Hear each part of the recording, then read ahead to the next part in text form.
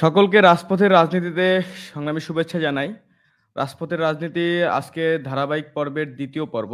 ২য় পর্বে আজকের ৩৬ জুলাই আগে এবং পরে এই বিষয়ে আলোচক হিসেবে আমাদের সাথে ২ জন তরুণ ছাত্রনেতা আছেন, যারা জুলাই গণঅভ্যুত্থানের মধ্যে দিয়ে নিজেদের পরিচিতি তৈরি করেছেন, জুলাই গণঅভ্যুত্থানে সরাসরি অংশগ্রহণ করেছেন এবং ফ্যাসিস্ট স্বৈরাচারী শেখ হাসিনার পতনে তাদের সর্বোচ্চ তারা আন্দোলন সংগ্রাম করেছেন। সেই জায়গা থেকে আমরা আপনাদের আমাদের সাথে আজকে উপস্থিত আছেন ইশরাত মায়া, বৈষম্যবিরোধী ছাত্র আন্দোলন বরিশাল মহানগর শাখার মুখ্য মুখপাত্র হিসেবে দায়িত্ব পালন করছেন। সাথে, সাথে আমাদের সাথে আছেন এই ফ্যাসিবাদ বিরোধী আন্দোলনের সাথে যুক্ত আন্দোলনকারী রুমান স্বাধীন। আপনাদের ২ জনকে রাজপথের রাজনীতির ২য় পর্বে শুভেচ্ছা জানাই। আমরা যদি সরাসরি আলোচনায় চলে যাই এবং আপনাদেরকে এবং যারা দেখবেন সকলকে আবারও শুভেচ্ছা জানাই। সাথে, সাথে আমরা একটু আলোচনায় চলে যাই। যে আমরা যদি ১ম এ একটু মায়ার কাছে যাই, যে মায়া, আপনি বৈষম্যবিরোধী ছাত্র আন্দোলন বরিশাল মহানগর শাখার মুখপাত্রের দায়িত্বে আছেন। অবশ্যই আপনাকে অভিনন্দন। নতুন একটি কমিটি পেয়েছেন। আপনারা আগামী দিনে জনগণের জন্য কাজ করবেন, সেই প্রত্যাশা সকল ছাত্র এবং সকল দেশের নাগরিকের। তো সেই জায়গা থেকে যদি আমি একটু প্রশ্ন করি যে আসলে এই যে আপনারা জানতেন যে ফ্যাসিবাদী শেখ হাসিনা একজন আ গণহত্যাকারী, কিংবা তারা আসলে মানুষের উপর স্টিম রোলার চালিয়েছে। জনগণের যেকোনো আন্দোলনে তারা সরাসরি গুলি করেছে, জনগণকে হত্যা করেছে, ছাত্রদের উপর নিপীড়ন চালিয়েছে। তবুও এত কিছু জানার পরও আপনারা কেন এই ফ্যাসিবাদ বিরোধী ছাত্র ঐক্যের যে ডাক, বৈষম্যবিরোধী ছাত্র আন্দোলনের যে ডাক, কিংবা ফ্যাসিবাদ পতনের যে আন্দোলন, সেই আন্দোলনে যুক্ত হয়েছিলেন? মায়া, একটু যদি আপনার বর্ণনাটা দেন। আমরা অনেক সময় গল্প পড়েছি। আমরা ছোটবেলায় গল্প পড়েছি। একটা লাঠি যদি আপনি হাতে নেন, সেটা আপনি খুব সহজে ভাঙতে পারবেন। কিন্তু আপনি যদি একসাথে ১০ টা লাঠি হাতে নেন, ওইটা ভাঙা আপনার পক্ষে সহজ হবে না। চাইলেও অনেক সময় আপনি ভাঙতে পারবেন না। যখন দেখা গেছে ছাত্র জনতা মাঠে বেশি একটা ছিল না, স্বল্প পরিমাণে ছিল। তারা চেষ্টা করেছে যেভাবে হোক আ হত্যা করে, যেভাবেই হোক না কেন তারা আমাদেরকে মানে ছাত্র জনতাকে থামাতে চেয়েছে। তো এখন আমাদের ভাই বোনরা রাস্তায় মরতেছে। এটা দেখে আমার মনে হয় না যে কোনো সুস্থ বাসায় বসে থাকা সম্ভব। এটা কখনোই সম্ভব না। তো আমরা যখনই ঐক্য হলাম, পুরো বাংলাদেশের ছাত্র, যারা ছাত্রছাত্রী আছে, যারা শিক্ষার্থী আছে, তারা যখন ঐক্য হলো, আমাদের দমিয়ে রাখা, আমাদের থামানো, এই যে গুলি করা, মারা, এগুলো করে আর কি কতজন মানুষ মারবে? ১০০, ২০০, ৫০০, ১০০০, লাখ মানুষ। কিন্তু এত এত ছাত্র জনতা কখনোই কোনো সরকার, ফ্যাসিবাদ সরকার যেই হোক না কেন, কোনোদিনও দমিয়ে রাখা সম্ভব না। তো আমাদের ঐক্য, আমাদের এত কিছুর পরেও এই জন্যই আমাদের ভাই বোনদের রক্ত আমরা বৃথা যেতে দেব না। আমরা একটা কোটা আন্দোলন থেকে গণ অভ্যুত্থানে গিয়েছি। সামান্য কোঠা আন্দোলন ধরে যদি সরকার এরকম এত প্রাণ নিতে পারে, তাহলে সেই সরকারের বিরুদ্ধে আমাদের যাওয়াটা অস্বাভাবিক কিছু না। আর আমরা এক হয়ে নেমেছি, এই জন্যই আমাদের ভাই বোন যাদেরকে মেরেছে, অবশ্যই তাদের রক্ত আমরা বৃথা যেতে দেব না। আচ্ছা, এইটা তো মূলত ১ম শুরু হয়েছে। বিশেষ করে এই যে ফ্যাসিবাদী শেখ হাসিনার যে আসলে পতনের দাবি, সেই পতনের দাবি আমরা যদি পিছনের দিকে তাকাই, তাহলে দেখবেন যে সেটা গত বছরের আগেই অনেক, অনেক রাজনৈতিক দল ইত্যাদি, ইত্যাদি তারা নানানভাবে ঘোষণা দিয়েছে যে আসলে এক দফা দাবি মানে শেখ হাসিনা সরকারের পতন। কিন্তু মূলত এই যে জুলাই মাসে যে আসলে আন্দোলনটা শুরু হয়, সেই আন্দোলন শুরু হয় আসলে একটা কোটার সংস্কারের মাধ্যমে। সেখানে বলা হয়েছে কোটা সংস্কার। তো আপনারা কি মূলত কোটা সংস্কারের দাবিতেই মাঠে নেমেছিলেন? নাকি আসলে সরাসরি সিস্টেমের পরিবর্তন এবং ফ্যাসিবাদের পরিবর্তনের জন্য নেমেছিলেন? আমাদের প্রথম আন্দোলনটা ছিল কোটা সংস্কার। দেখা যায় মেধাবীরা চান্স পায় না, কিন্তু কোঠা দিয়ে মুক্তিযোদ্ধার নাতি নাতনি পর্যন্ত চান্স পাচ্ছে। যারা দিনরাত পড়াশোনা করতেছে, পরিশ্রম করতেছে, পড়াশোনার পিছনে শ্রম দিচ্ছে, তারা আসলে তাদের যোগ্য যে জায়গাটা, ওই জায়গায় যেতে পারতেছে না, এই যে কোঠার জন্য। তো আমাদের দাবিটা ছিল কোঠা। সেই কোঠা আন্দোলনটাই হচ্ছে গণহত্যা যখন শুরু করলো, তখন সরকার পতনের দিকে চলে গেছে। আচ্ছা। আমরা যদি একই প্রশ্ন রুম্মান স্বাধীনের কাছে আমরা যদি যাই যে রুম্মান স্বাধীন আপনিও আন্দোলনের সাথে যুক্ত ছিলেন, আন্দোলনকারী হিসাবে যুক্ত ছিলেন। সেখানে আমরা যতটুকু আপনার সম্পর্কে জেনেছি যে আসলে আপনি আ যে ফ্যাসিবাদ পতনে অনেক সময় নানান আ স লোকের সাথে, নানান সংঘর সাথে, নানান জোটের সাথে আপনি কাজ করেছেন, যুক্ত হয়েছেন ফ্যাসিবাদ বিদায়ের জন্য। তো আমাদের আজকের এই আয়োজনের পক্ষ থেকে আপনাকে শুভেচ্ছা জানাই। সাথে, সাথে আপনার মতামতটা যদি একটু ব্যক্ত করতেন যে আসলে জুলাই গণঅভ্যুত্থানে আসলে আপনার অংশগ্রহণের কারণ কি ছিল?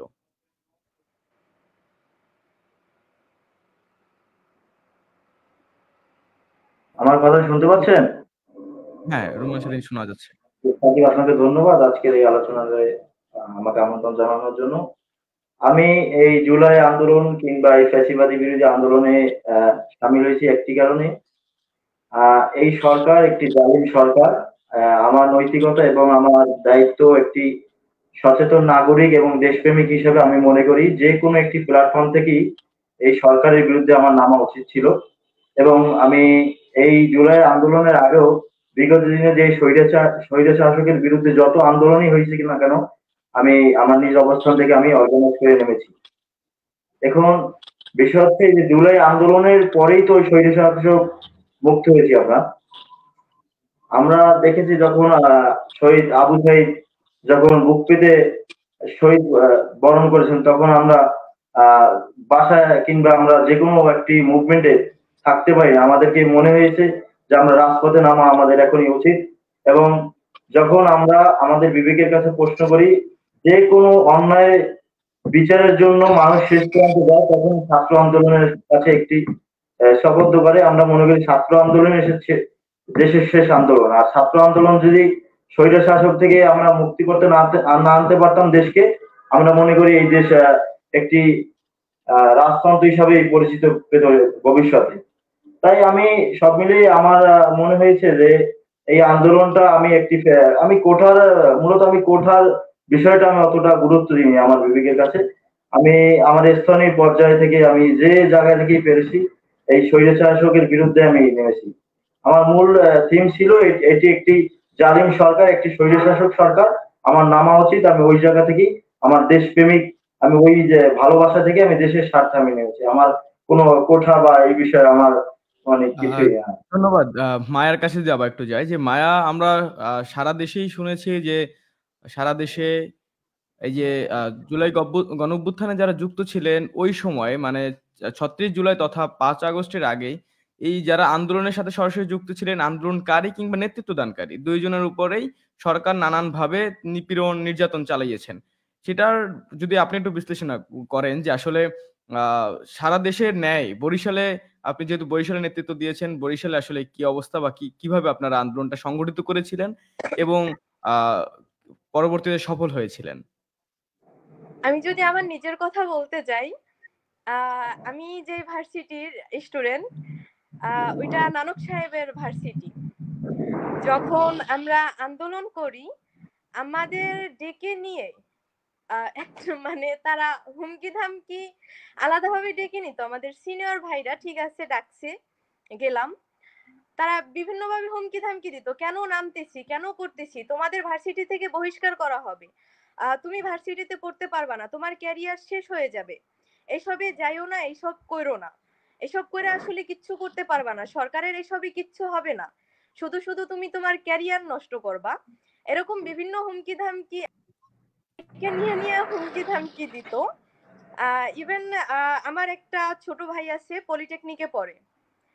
ও যখন ৪ তারিখ রাতে ও আমাকে বলছে ওরে নিয়া ছাত্রলীগের নিষিদ্ধ সংগঠনের লোকজন,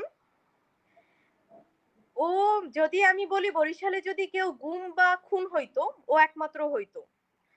ওরে ওরে কি পরিমাণ নির্যাতন করা হয়েছে, ও যখন আইসা আমার সাথে দেখা করছে, ওর শরীরের আঘাতগুলো দেখার পরে বুঝতে পারছি যে আসলে ওর উপর কি পরিমাণ টর্চারটা করা হয়েছে। শুধুমাত্র কেন ও আন্দোলনের সাথে যুক্ত আছে, কেন এই সরকার পতনে। আমরা তো ৪ তারিখ ধরেই নিছিলাম সরকার পতন হবে, কারণ এত কিছুর পরে সরকার বসে থাকার মতো মানে এটা কোনো কেউই মানার মতো না। ৪ তারিখ আমাদের পাশে সাধারণ জনতা ছিল, ৫ তারিখেও ছিল।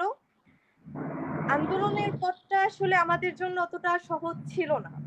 প্রত্যেকের স্টুডেন্টের জায়গা থেকে আমি আমার আশেপাশের যাদের সাথে খুব ভালো সম্পর্ক, সবার সাথেই টুকটাক কথা বলছি।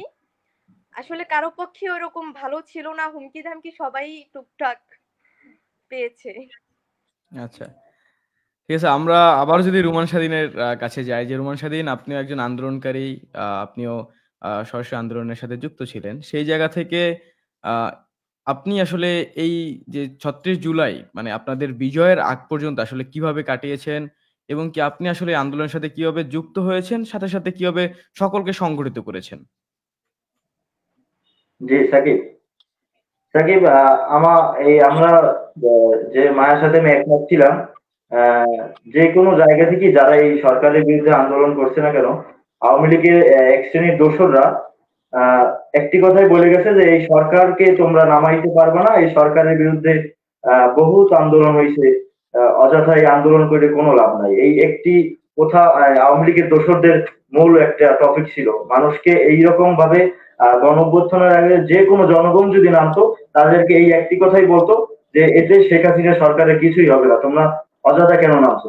এই টপিকটাই দোসরদের মূল ছিল। এবং আমি যদি বলি যে আমি কিভাবে সংগঠিত করছি, আমি আমার ফ্রেন্ড সার্কেলের ভিতরে আমার যখন 20 জন ছিল, তার ভিতরে আমি 10 জন পাইছি। তাদেরকে নিয়ে আমি অর্গানাইজ করছি। সে সময় যখন আন্দোলনটা মানে অনেক গাঢ় হচ্ছিল, তখন আমার ফ্রেন্ড সার্কেলের ভিতরে অনেকে ভীত হয়ে এই আন্দোলন থেকে পিছিয়ে সরে যায়। তারপর লাস্ট যখন আন্দোলনের শেষ পর্যায়ে, তখন আমি আমার নিজের ভাইদেরকে নিই, আমার ভাইদেরকে নিয়ে আমি তখন আন্দোলনে যুক্ত হই। কিন্তু আমি 3 জন হোক 5 জন হোক, আমি ওই তানিও এমন দিন গেছে আমি আন্দোলনে যুক্ত হয়েছিলাম। এর ভিতরে আমরা মনে করেছিলাম যে এই আন্দোলন যদি আমরা সফল না হই, আমরা নিশ্চিত যে আমরা যে কোনো একটি মহা বিপদ সংকটের ভিতরে আমরা পড়ে যাব। এবং আমাদের যে আওয়ামী লীগরা যা চাইছিল, এবারকে যত যারা ফেসলি আন্দোলন করেছে সবাইকেই তারা মানে নিশ্চিহ্ন করার জন্য তারা একটি বড় প্রচেষ্টা চালিয়েছিল ওয়ারব্যাপী। এবং আমরা যে সমস্যার সম্মুখীন হচ্ছিলাম, সেটা হচ্ছে আমরা যখন আপনারা যখন লোকেশন দিয়েছিলেন বিএম কলেজ কিংবা নতুল্লাবাদ কিংবা চৌমাথা হাতেমালি কলেজ, যাদের বাসা আশেপাশে ছিল তারা তো সহজেই আসতে পারছিল। কিন্তু যারা মনে করেন একটু দূর দূরান্তে ছিল, তাদেরকে আসা অনেক কঠিন হচ্ছিল।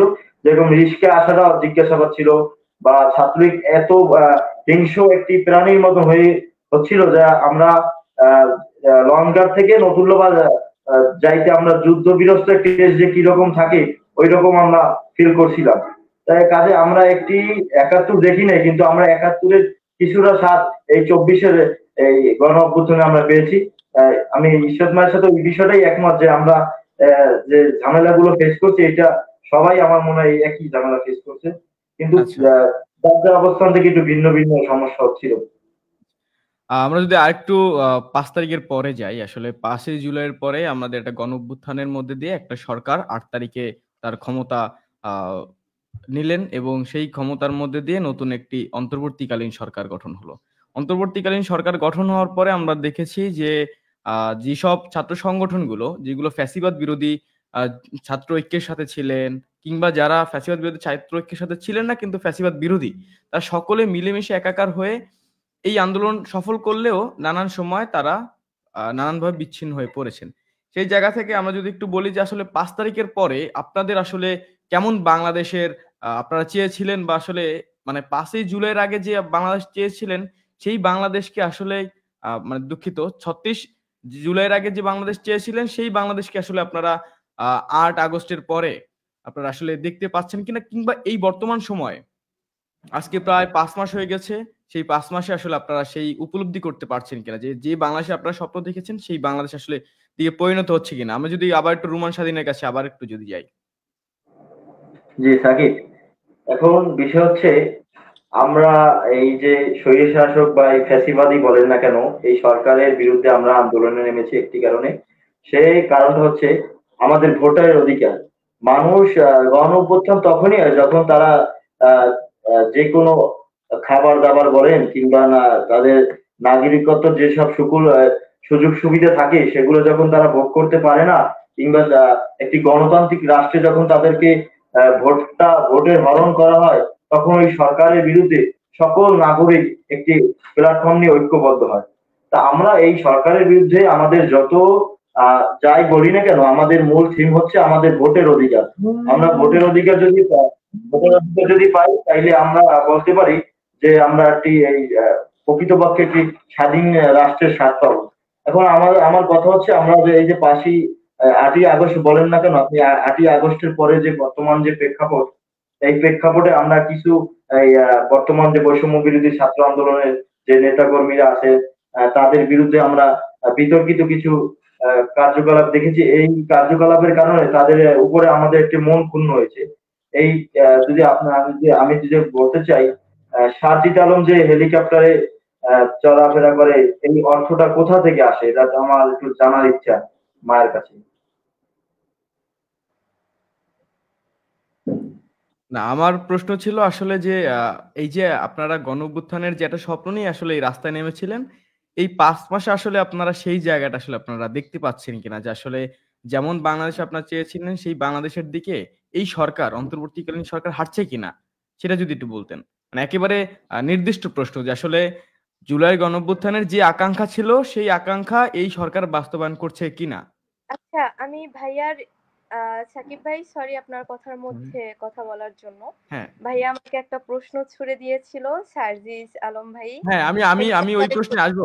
মায়া আমি ওই প্রশ্নে আসবো। আমি একটু আগে রুমান স্বাধীনের কাছ থেকে এই উত্তরটা আমি একটু জেনে নেই যে, আ যে আকাঙ্খার জন্য আসলে আপনারা মাঠে নেমেছিলেন, নিজেদের জীবন আত্মত্যাগ দেওয়ার মানে বিসর্জনের মতো একটা সিদ্ধান্ত নিয়েছিলেন, সেই সিদ্ধান্তের আসলে পরিপ্রেক্ষিতে এই অভ্যুত্থানী সরকার আসলে সেই কাজটা করছে কিনা? যদি না আপনার মতামতে আসলে সেটা করছে কিনা? যে রুমান স্বাধীন আপনার কাছে আমি আরেকটু যাই। এই সরকার যদি সেই কাজটি করত, তাহলে আমরা বলতে পারতাম, আপনারা দেখেন হাসনাত আব্দুল্লাহ এই নির্বাচনের বিষয় কিংবা যে কোনো একটি দল যদি তাদের কাছে যদি একটা দাবি দাবা রাখে, তারা একটা ফ্যাসিস্ট মৌখিক কথা বলে, মানে যে আমরা মনে হয় যে এই আন্দোলন করছি এই কারণে যে দেশটা সামান্য করে চালাইবে, এইরকম একটা তারা ভাবমূর্তি নিয়ে কথা বলে। এই সিকিউর কারণেই আমরা মনে করি যে আমরা ওই যে আকাঙ্ক্ষা নিয়ে আমরা আন্দোলন করছি, আমরা এই সরকার বলেন না কেন ওই আমাদের ওই প্যাটার্নে তারা নাই, আমি এটা বলতে চাচ্ছি। আচ্ছা, আমরা যদি একই প্রশ্ন আবার মায়ের কাছে যাই, আমি রুমান স্বাধীনের প্রশ্নে অবশ্যই আসবো। যে মায়া, যদি আমি একটু জানতে চাই যে আসলে ৩৬ জুলাইয়ের আগে যে আকাঙ্ক্ষা নিয়ে আপনারা রাস্তায় নেমেছিলেন এবং কি এত বড় অভ্যুত্থান সংগঠিত করেছেন এবং বিজয় অর্জন করেছেন। সেই জায়গায় আসলে অভ্যুত্থানের সরকার, আপনাদের পছন্দের সরকার, সেই সরকার আসলে সেই যে আকাঙ্খাগুলো পূরণ করতে পারছে কিনা কিংবা সেই পথে হাঁটছে কিনা? আ আমরা আমাদের যে একটা স্বপ্ন ছিল, আমরা বাংলাদেশের যেরকম একটা নতুন বাংলাদেশের স্বপ্ন দেখেছিলাম, আসলে আমরা ওই দিকে এগোতে আমাদের হচ্ছে অনেকটা কষ্ট হচ্ছে। কারণ আমরা দেখেছি যখন ৯৬ তে হাসিনার পতন হয়, এই যে আমলাতন্ত্র, তারা কিন্তু বিভিন্নভাবে ষড়যন্ত্র বিভিন্নভাবেই করে আবার হচ্ছে গিয়ে, বিশেষ করে এই যদি আমরা ১৭টা বছরের দিকে নজর দেই, এই যে ১৭টা বছর কাটছে, এই যে যেই স্বৈরাচারী চলছে বাংলাদেশে, যেগুলা চলছে, যেই অনিয়ম যত যাই চলছে না কেন, যত দুর্নীতি, এগুলোর পিছনে যদি আমরা ঘাটিয়ে দেখতে যাই, দেখা যাবে যে এই আমলারাই হচ্ছে গিয়া সবার আগে। এই স্বৈরাচার সরকার যে এত বছর বসেছিল, সেটাও এই আমলাদের কারণে। বিশেষ করে এখন আমরা নতুন বাংলাদেশের স্বপ্ন দেখতেছি, আমরা এখনো অনেক জায়গায় বাধাগ্রস্ত হচ্ছি এই আমলাদের কারণে। আমরা আসলে আমাদের লক্ষ্যের দিকে এগোচ্ছি। আমাদের আমাদের লক্ষ্য আছে, এই যে বাংলাদেশের নাগরিক যারা, তাদের যে মৌলিক চাহিদাগুলো, ভাই একটা কথা বলছিল ভোট অধিকারের কথা। বিশেষ করে মানে বাংলাদেশে যত যা দুর্নীতি, যত যাই হয় না কেন, সবকিছুর বিরুদ্ধেই আমরা কাজ করব। আমরা বৈষম্য বিরোধী ছাত্র আন্দোলন এই প্ল্যাটফর্মটা একটা প্রেসার গ্রুপ হিসেবে কাজ করতে যাচ্ছি দেশের সংস্কারের জন্য। আমরা যখন কোনো একটা কাজে এগোচ্ছি, দেখা যাচ্ছে যে আমলাতন্ত্র, আমলারা যারা আছে, তাদের মাধ্যমে বিভিন্ন জায়গায় অনেক কিছু করতে পারছি না। তারা আমাদের দেখাচ্ছে ঠিক আছে, পাশে আছি, কিন্তু দেখা যাচ্ছে এমন এমন জায়গা আমরা চাচ্ছি করতে, কিন্তু তাদের জন্য আগাতে পারছি না। এখন কিন্তু আমরা থেমে নাই। আমরা যে বাংলাদেশের স্বপ্ন দেখেছি, আমরা প্রায় 1700 ভাই বোনদের জীবন দিয়ে যেই স্বাধীনতাটা আবার নতুন করে ৭১-এর পরে অর্জন আচ্ছা, করেছি। যদি মায়া আমি একটু আপনাকে থামাই। যদি আপনি বললেন ১৭০০, কিন্তু আপনি দেখবেন যে ৫ মাস অতিক্রম হওয়ার পরেও সরকার এখনো কিন্তু শহীদের সঠিক তালিকা এই জনগণের সামনে কিন্তু প্রকাশ করতে পারছে না। সেটার জন্য আসলে এই দায়টা কে নিবে? এটা কি বৈষম্যবিরোধী ছাত্র আন্দোলন নেবে? এটা কি অন্তর্বর্তী সরকার নেবে? নাকি এটা কে আসলে এই দায় কে নিবে? এখনো ৫ মাস হওয়ার আমি পরেও আপনাকে আরেক শহীদদের তালিকা কেন প্রণয়ন করা যাচ্ছে না? আমি আপনাকে ১ম এই একটা কথা বলেছি আমলাদের কথা। এখন সরকার সরাসরি তো শহীদদের তালিকা নিবে না। এখানে শহীদদের তালিকা একটা মাধ্যমে যায়। আমাদের বরিশাল থেকে দেখতে গেলে আমাদের শহীদদের তালিকা একটা মাধ্যমে যাচ্ছে। বিভিন্ন মাধ্যমে আমরাও যারা পরিচিত আছে বরিশালে যারা শহীদ হয়েছে সবার তালিকাই আমরা পাঠাচ্ছি, কিন্তু কেন প্রকাশ করতেছে না? এটা ধাপে ধাপে যায়। এক ধাপে তো সরকারের কাছে যায় না। আমি যেই কথাটা তুললাম যে আমলারা সরকার মানে স্বৈরাচার সরকারকে যেরকম ১৭টি বছর বাংলাদেশকে এরকম স্বৈরাচারীতে সাহায্য করেছে, তারাও এখনো আছে। তারা যে আচ্ছা, নাই এমন না। তারা তাহলে এদেরকে কেন আপনারা এই যে অভ্যুত্থানের পরে এদেরকে কেন আসলে আপনারা এখনো রাখছেন, বা কি কারণে কোন স্বার্থে রাখছেন? তাদের তো অবশ্যই পদত্যাগ হওয়া উচিত ছিল। যদি গণঅভ্যুত্থানের বিপরীতে থাকে কিংবা যদি গণহত্যাকারীর সহযোগী থাকে, সুতরাং তাদের অবশ্যই কেন আপনারা করতেছেন না এখনো? তাদের বহিষ্কার কিংবা তাদের অব্যাহতি ইত্যাদি ইত্যাদি কেন করছেন না? কেন দাবি তুলছেন না? আমলাদের একটা রীতি আছে। তারা যখন সরকার থাকে তখন সরকারের পক্ষে। এখন আমরা আছি আমাদের পক্ষে। তারা কখনো সরাসরি আমাদের কোনো কথাই বলবে না। আমরা তোমাদের বিপক্ষে। এই কথাটা কখনোই তারা উচ্চারণ করবে না। তারা সবসময় আমাদের পাশে আছে। এখন আমলারা এমন একটা পর্যায়ে আছে মানে গলার কাটা হয়ে। না, সেই জায়গায় যদি আপনি একটু বলেন, শেখ হাসিনাও কিন্তু সবসময় বলছে যে আমি শিক্ষার্থীদের পাশে, আমি জনগণের পাশে। কিন্তু সেই কথা তো আপনারা কিংবা যারা আন্দোলনের সাথে যুক্ত ছিল তারা কিন্তু আসলে মানে নাই। এবং কি তারা বলছিল যে শেখ হাসিনার কোন ধরনের প্রতিশ্রুতি তারা মানতে চায় না। তাই শেখ হাসিনা কিন্তু শেষ পর্যায়ে বলেছিল যে ছাত্রদের সকল দাবি সে মেনে নিবে। কিন্তু তবুও এইটা সে ছাত্ররা কিন্তু কখন সেটা মানে নাই। বলেছে? কিন্তু আমলাদের আমি যদি বলি, আমলারা যদি বললেন যে আসলে আমলাদের করা যাচ্ছে না, কারণ হচ্ছে যে তারা একটা সিস্টেমের মধ্যে দিয়ে আছে। তাহলে তাদের যদি তারা ভালো দেখায়, আপনাদের পক্ষে দেখায়, যদি আপনারা সেই প্রতিশ্রুতি না পান, তবুও কেন একই জায়গায় তাদেরকে বহাল রাখছেন? আমরা তাদেরকে একই জায়গায় কেন বহাল রাখছি? হুম।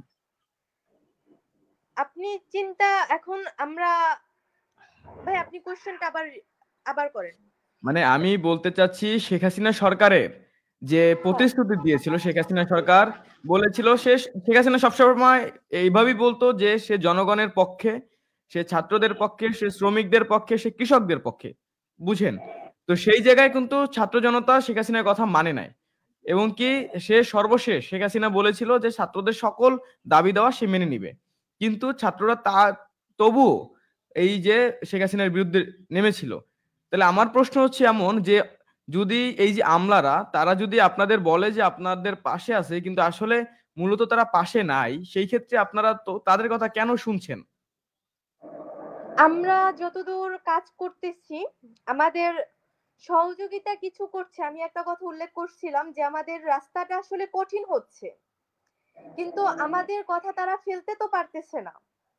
আমরা একটা কিছু নিয়ে গেলাম, তারা এমন পরিস্থিতিতে যদি আমরা পড়তাম যে আমরা এটা নিয়ে গেছি তাদের কাছে, তারা এটা করতেছে না। দেখা যায় যে আমরা একদিন গিয়েছি, একদিনে হয় নাই, ২ দিন ৩ দিন, কিন্তু কাজটা হচ্ছে। তারা বিভিন্ন ক্ষেত্রে এখন পর্যন্ত দুর্নীতি করতেছে। আমরা সরাসরি দুর্নীতির কোনো কিছু যদি হাতে পাই অবশ্যই তাদের বিরুদ্ধে আমরা পদক্ষেপ নিব। পদক্ষেপ যে নিব না এরকম কিছু না। আমরা স্বৈরাচার সরকারকে তাড়াতে পেরেছি। অবশ্যই তাদের বিরুদ্ধে আমাদের নামতে এটা কোনো আমাদের ভয় কাজ করবে না। বা আমরা চিন্তা করব না কেন তাদের বিরুদ্ধে নামছি। সরাসরি এখন আমাদের কাছে আমি আপনাকে এই কথাটা উল্লেখ করেছি, তারা এমন একটা পর্যায়ে আছে, তারা সবসময় আমাদের পাশে আছে। আমরা যখন স্বৈরাচারের বিরুদ্ধে নেমেছি, আমাদের ছাত্র ছাত্রী যে ভাই বোনরা আছে, শিক্ষার্থী ভাই বোনদের গণহারে হত্যা করা হয়েছে, তখন সে আমাদের বলুক সে আমাদের পাশে আছে। এইটা না মানবে সাধারণ জনগণ, না মানবে আপনি কৃষক শ্রমিক যাই বলেন না কেন, কেউই এইটা মানবে না। যেখানে লাশের পর লাশ পড়তেছে, কিন্তু ওইখানে বসে সরকার চেয়ারে বসে বলতেছে আমি আপনাদের পাশে আছি, এটা কারো পক্ষেই মানার মতন না।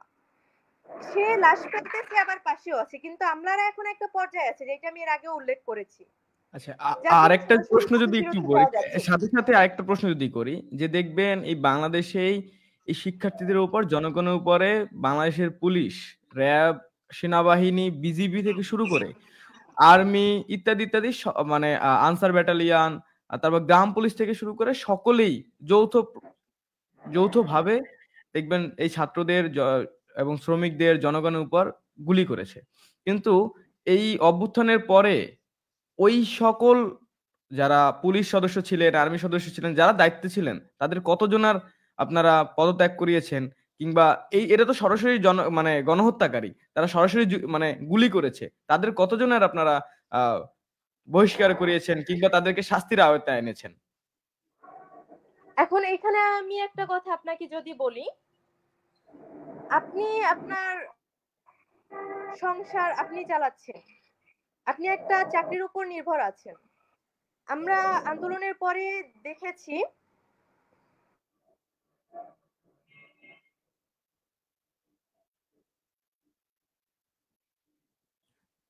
মায়া, আপনারা শোনা যাচ্ছে না? আচ্ছা, আমরা একটু রুমন স্বাধীনের কাছে যদি যাই। রুমন স্বাধীন, আসলে আপনি একটা মানে মাঝখানে একটা কথা ছুড়ে দিয়েছিলেন যে আহ, এত টাকা কোথায় থেকে পায়। আপনি যদি একটু স্পষ্ট করেন যে আসলে কিসের টাকা, আহ, কোথাকার টাকা, এবং এটা কিভাবে আপনি জানতে পারলেন যে কিসের টাকা? জি সাকিব, আমি যদি প্রশ্ন বলি, আমার অনেকগুলো প্রশ্ন আছে। সের ভিতরে একটি প্রশ্ন হচ্ছে আপনার এই যে সার্জিদ আলম হেলিকপ্টারে কিভাবে চড়ে। এখন শুধু হেলিকপ্টারে না, তারা যে লাক্সারিয়াস জীবনযাপন করছে, প্রত্যেকটা সমন্বয়ক, এগুলোর উৎস কোথা থেকে আসে, টাকার উৎসটা কোথা থেকে আসে, একটি আমার জানার ইচ্ছা ছিল।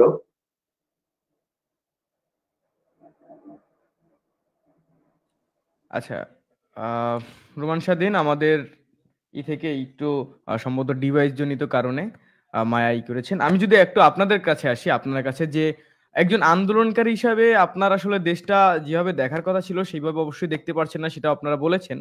কিন্তু জি।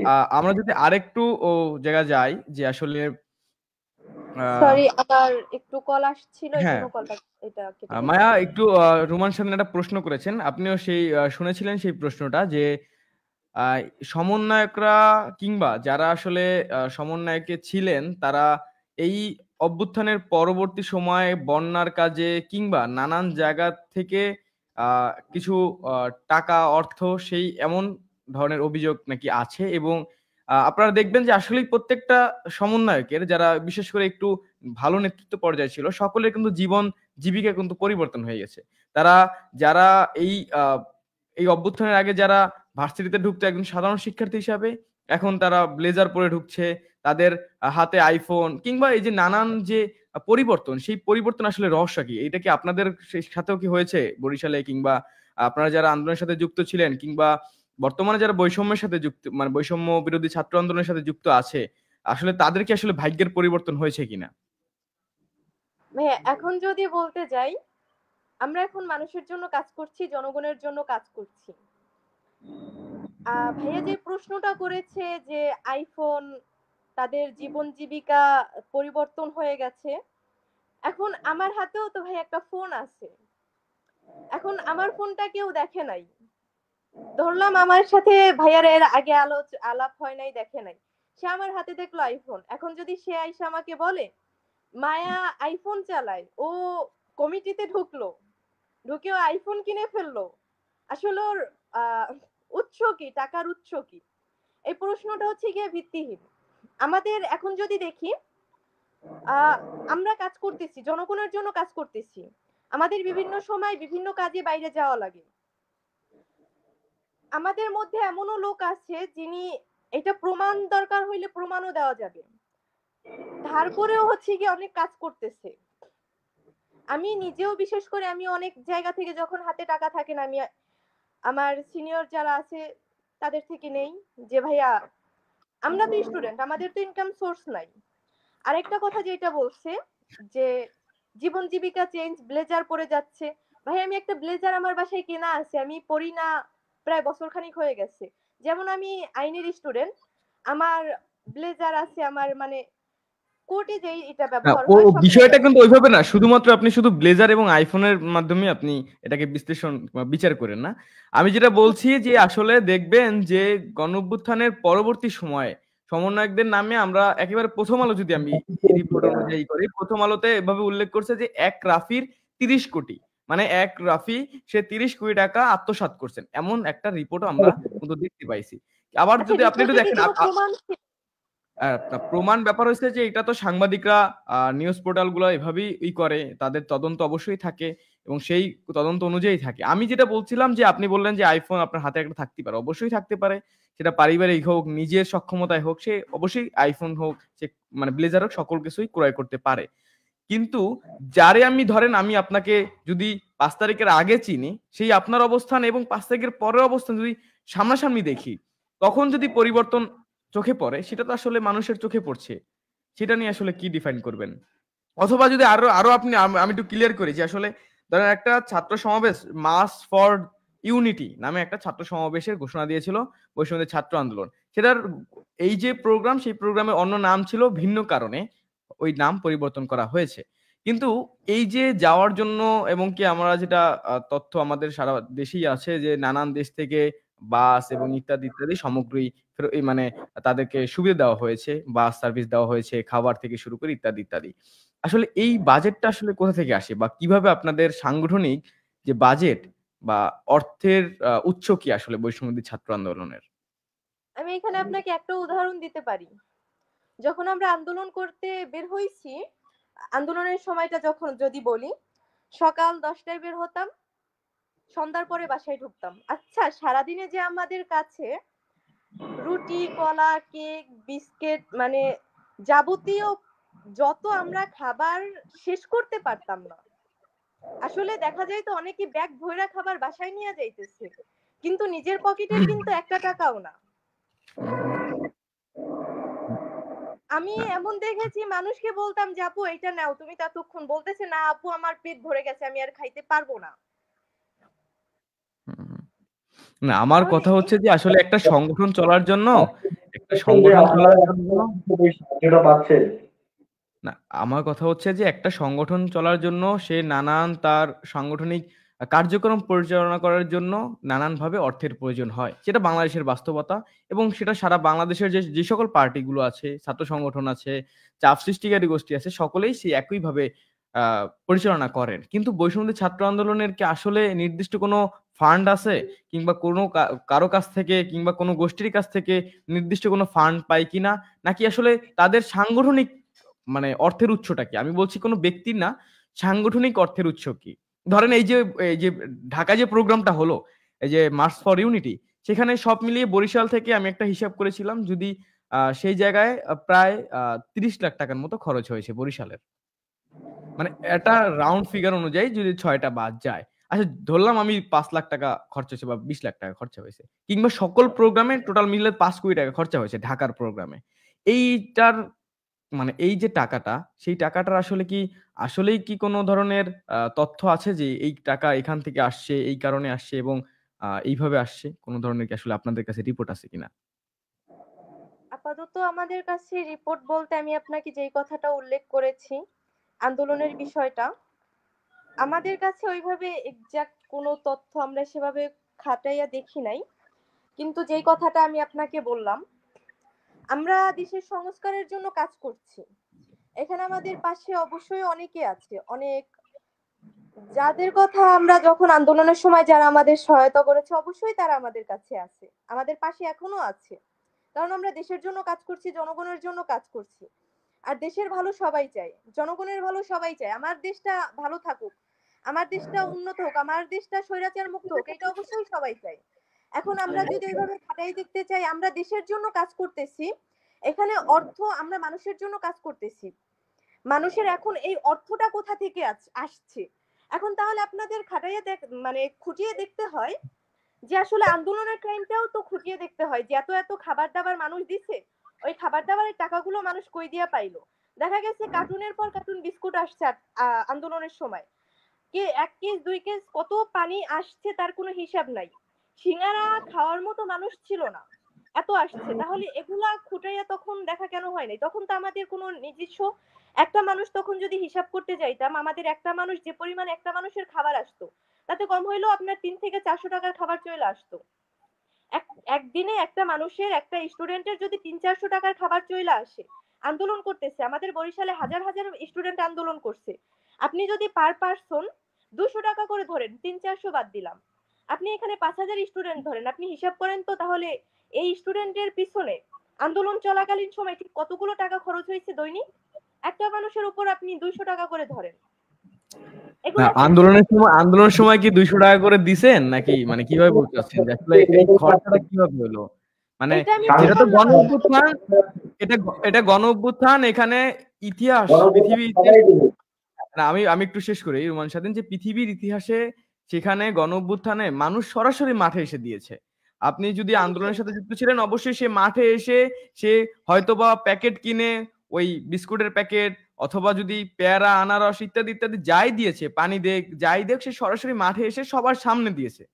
এবং কি আমরা দেখছি যে 5ই আগস্টে কিভাবে মানুষ মিষ্টি নিয়ে আসছে, এসে সবাইকে খাওয়াইছে। কিন্তু এই যে অর্থ কিভাবে খোলামেলা দিছে, যে এসে এসে যে সবাই দিয়ে গেল যে আমরা আপনাদের কাছে অর্থ দিয়ে গেলাম, আপনারা এটা করেন, ব্যয় করেন, এভাবে নাকি? এখন সরাসরি এসে অর্থ দিবে, আপনারা হচ্ছে গিয়া যারা বিভিন্ন রাজনৈতিক দলের লোকজন আছে, দেখা যায় যে আমরা যদি কোনো কাজ করি, নৈতিক কাজ করছি, কোনো দুর্নীতি না, তারা এমনও অনেক আছে চাঁদাবাজ বলে মানে নাম দিয়ে দিচ্ছে। আপনি সেই বিষয়ে কি বলবেন? আপনার সাথে আমার দেখা হলো, আপনি সাব্বির রাইদুল ইসলাম সাকিব, আপনি আমাকে বললেন, মায়া তুমি তো আমার ছোট বোন, তুমি এই 500 টাকা নাও, তুমি তো অনেক কিছু করতেছো, আপনি আমাকে বোন হিসাবে দিলেন। আমরা একটু বুঝতে পারছি। আমি কি শেষ করি। আপনি আমাকে বললেন রাইদুল ইসলাম সাকিবের ছোট বোন মায়া, আপনি আমাকে বললেন, মায়া তুমি এইটা নাও, তুমি এইটা দিয়ে কিছু খাইও, তুমি অনেক কষ্ট করতেছো।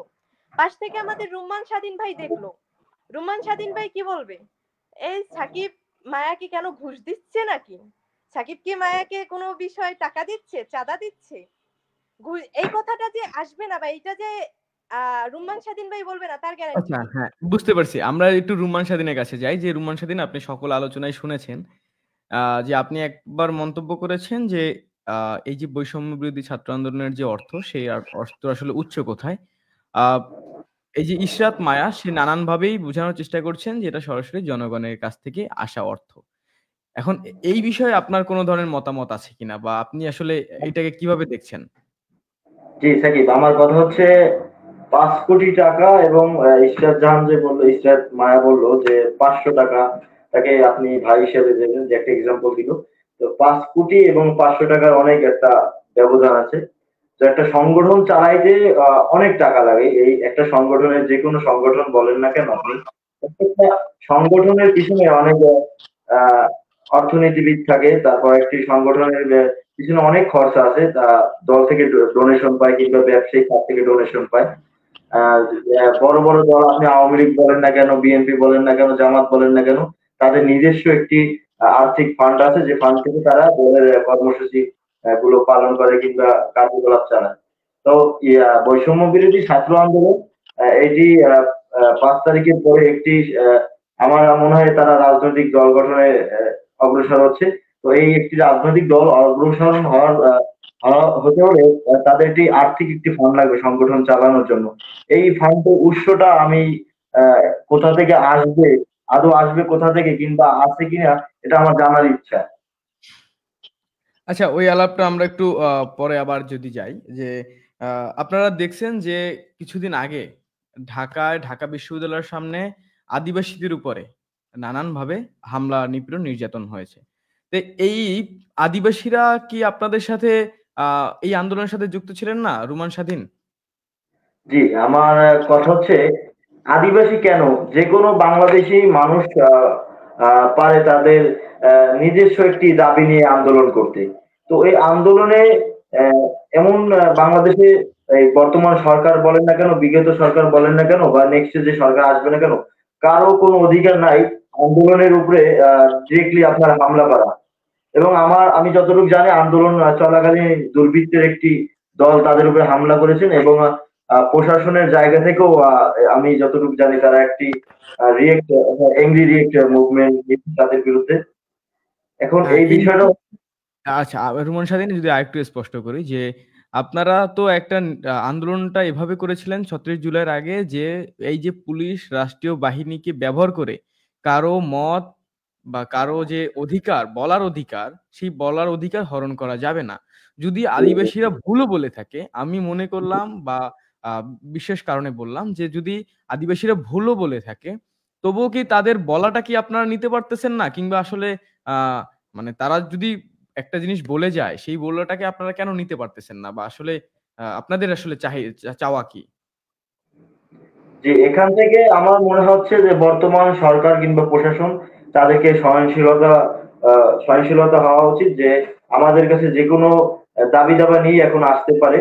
এবং এই বিগত দিনে যে সরকার ছিল তারা মানুষের যে কোনো একটি দাবি নিয়ে আসলেই তাদেরকে পুলিশ এবং ছাত্রলীগ লাঠিয়াল বাহিনী দিয়ে তারা তা প্রতিরোধ করেছে। এখন ওই একই কার্যকলাপ যদি বর্তমান সরকার করে তাহলে তো আমরা একই দাবানলে পড়লাম এই আন্দোলনের পরে। তা আমরা তো আর ওই আগের স্বাধীনতাটা পেলাম না, ওই একই প্ল্যাটফর্ম পেলাম।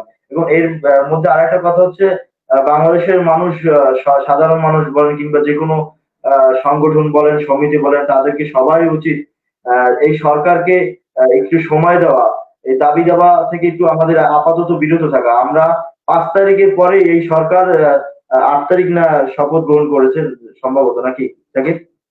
হ্যাঁ, হ্যাঁ, 8 তারিখে শপথ আট গ্রহণ তারিখের করেছে। পরে যে কোনো বিষয় এই সরকারকে মানে দুর্বল করার জন্য যে কোনো ইস্যুতে, একটা ভিত্তিহীন ইস্যুতে এই সরকারের বিরুদ্ধে মানে বা সরকারের কাছে একটি দাবি নিয়ে আসছে। এবং দাবির নামে এটিও একটি আওয়ামী লীগের অপরাজনীতি আমি মনে করি।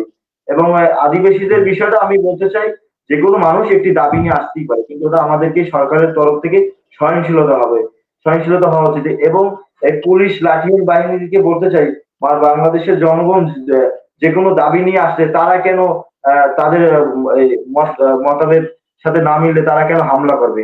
এটা পুলিশের একটি আমি মনে করি পুলিশ এখনো একই তাদের প্রশ্নে একই প্রশ্নে আমরা একটু ইরশাদ ভাইয়ের কাছে যাই। যে আপনারা যেহেতু একটা মানুষের, একটি জাতির কিংবা একটি সমাজের মানুষের কথা বলার অধিকার, তার যে ভাবমূর্তির অধিকার, তার যে বলার স্বাধীনতা, তার যে সার্বভৌমত্ব, সকল কিছু রক্ষার জন্য আপনারা আন্দোলন করেছেন। সেটা আপনারা নানানভাবে বৈষম্যবিরোধী ছাত্র আন্দোলনের নেতৃবৃন্দ, জাতীয় নাগরিক কমিটি কিংবা দেশের সকল রাজনৈতিক দলগুলোতেই সেভাবে ঘোষণা করেছে।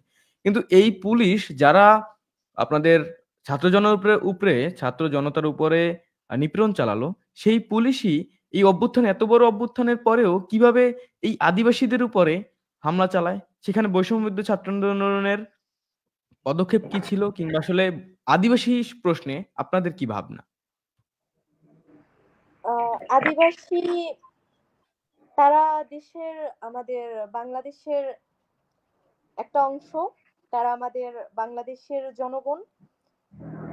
এখন তাদের উপর যে হামলাটা হয়েছে, আমাদের সাধারণ মানুষ, দেশের যদি আমরা জনগণের দিকে তাকাই, যে কোনো লোকই যে কোনো দাবি নিয়ে রাস্তায় দাঁড়িয়ে সে তার দাবি পালনের জন্য মিছিল দাঁড়িয়ে যেতেই পারে। এটা কোনো অনৈতিক বা অন্যায় কোনো কাজ না। এখন সেইটার প্রেক্ষাপটে যদি তার উপর হামলা করা হয়, অবশ্যই এটা অন্যায়। আচ্ছা, কিন্তু এখন এখন আরেকটু এই যে ছাত্র জনতা গণ অভ্যুত্থানের পরে তারা নিজের একটা সরকার গঠন করলো। এই পুলিশ তো আসলে এই অভ্যুত্থানের পর তো ছাত্রদেরই বা বৈষম্যের বা এই অন্তর্বর্তীকালীন সরকারের। তাহলে এখন আগে যদি পুলিশ হামলা করতো আমরা সরাসরি বলতাম যে এটা শেখ হাসিনা সরকার তার আহ, পেটোয়া বাহিনী কিংবা পুলিশ বাহিনী দিয়ে হামলা করাচ্ছে। এখন কি আমরা এটা বলতে পারি কিনা যে অন্তর্বর্তীকালীন সরকার কিংবা বৈষম্যবিরোধী ছাত্র আন্দোলন এই আদিবাসীদের উপরে হামলা করাইছে? এটা কি আমরা বলতে পারি? অবশ্যই না। আপনি আচ্ছা। এখানে যদি দেখেন, হুম। আমরা দেশ থেকে স্বৈরাচার সরকার তাড়িয়েছি, কিন্তু স্বৈরাচারীটা কিন্তু পুরোপুরি ভাবে আমরা দেশ থেকে তাড়াতে পারি নাই। কোথাও না কোথাও এটা রয়ে গেছে, আমরা সেটার বিরুদ্ধে কাজ করতেছি। পুলিশের কিছু, আমরা পুলিশের কথায় আসার আগে আমরা যদি দেখি, এই যে সরকারকে, অন্তর্বর্তীকালীন সরকারকে প্রশ্নের মুখে ফেলানোর জন্য নিষিদ্ধ সংগঠনের, নিষিদ্ধ দলের যে নিষিদ্ধ সংগঠনের যে লোকজন, তারা বিভিন্নভাবে যেভাবে ষড়যন্ত্র চালাইছে, বিভিন্নভাবে যেভাবে আমরা ঢাকায় দেখেছি কিছুদিন পর পর এই টপিক ওই টপিক, তারা জনগণকে খেপানোর জন্য অনেক কিছুই করেছে। এখন পুলিশ বাহিনী হামলা করেছে, আমার সামনে ভিডিও আসছে, আমি যতদূর দেখেছি। আমরা এটার বিরুদ্ধে আমরা কথা বলেছি, আমরা এটার বিরুদ্ধে পদক্ষেপ নিয়েছি। আমাদের দিক থেকে আমরা বৈষম্য বিরোধী ছাত্র আন্দোলন সবসময় বৈষম্যের বিরুদ্ধে। এখন যদি আমরা বৈষম্যের বিরুদ্ধে, আমরা অন্তর্বর্তীকালীন সরকারকে বসিয়েছি, এখন এই অন্তর্বর্তীকালীন সরকারও যদি কোনো দুর্নীতি বা বৈষম্য ফ্যাসিবাদী কোনো কাজ করে, আমরা তাদের বিরুদ্ধে কথা বলতেও দুইবার ভাববো না। আচ্ছা, আমরা আরেকটু তার বিরুদ্ধেও কথা বলবো।